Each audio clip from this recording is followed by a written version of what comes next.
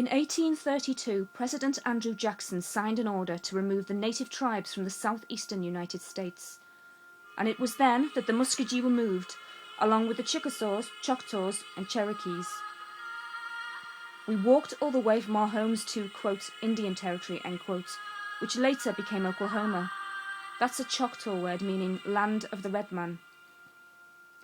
History has recorded that removal, but never once have the emotions been included in that record. What our people felt, what they had to leave behind, and the hardships they had to endure. The removal was forced. We were given no choice about it. When our people refused to leave their homes, soldiers would wrench a little child from the arms of his mother and bash his head against a tree, saying, "Go, or we'll do likewise to all the children here." It's said that some of the soldiers took their sabres and slashed pregnant women down the front, cut them open. That's how our people were forced from their homeland. Our people walked the entire distance from sun-up to sundown, herded along by soldiers on horseback. When our old people died along the way, there was no time allowed to give them a decent burial. Many of our loved ones were left in ravines, their bodies covered with leaves and brush, because our people were forced to go on. It was a long walk. People got very tired, and the young children could not keep up with the adults, so people would carry them, handing them back and forth.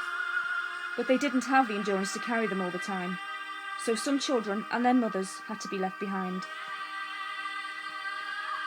Those are just some of the hardships our people endured on that walk.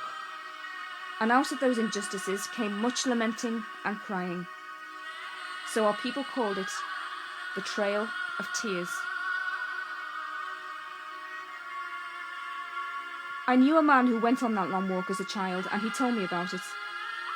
At one point, the people and the few horses they had were put on 12 dilapidated ferry boats to cross the Mississippi River. The ferry started sinking, so he grabbed his little sister, got on a horse and headed for shore, all the while chased by soldiers who didn't want him riding. He was trying to hurry, but the horse had to swim and was frightened from the commotion, so it was slow going. He had seen how brutal the soldiers could be and how the ferries were intentionally overloaded to make them sink, so he was making a break for his life. Someone came up behind him on another horse and grabbed his sister. I was crying when I got to the shore, he said, because I thought the soldiers had taken my sister, but I found out later that one of my own people had helped me out.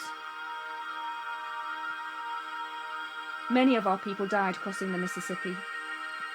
When the survivors got across the river, many were soaked from swimming and it was freezing cold. One old woman, confused and exhausted from the ordeal, had no idea where she was.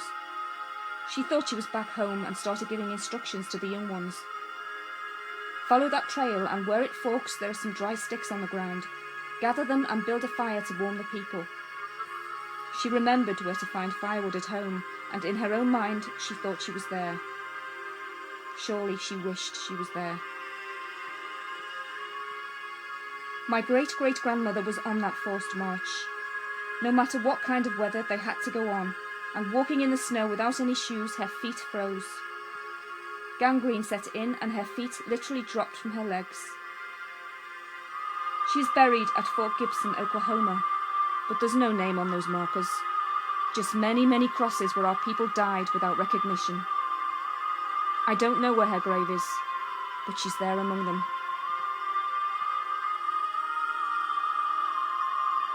Even after we were settled, that was not the end of our problems. Our children were taken from their parents and forced to go to boarding school, where they were not allowed to speak their native tongues. They had to speak English.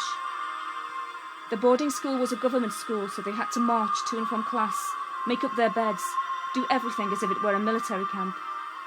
This was forced upon our young children. Back then, native people took pride in their long hair, but the children had to have their hair cut short. Sometimes the administrators would just put a bowl over a child's head and cut around it. Then they would laugh at the child. Those are just some of the things that we endured. And yet today, in our ceremonies, many of our people still pray for all mankind, whether they be black, yellow, red or white. How is this possible, with a background like this amongst our people, to put out such love?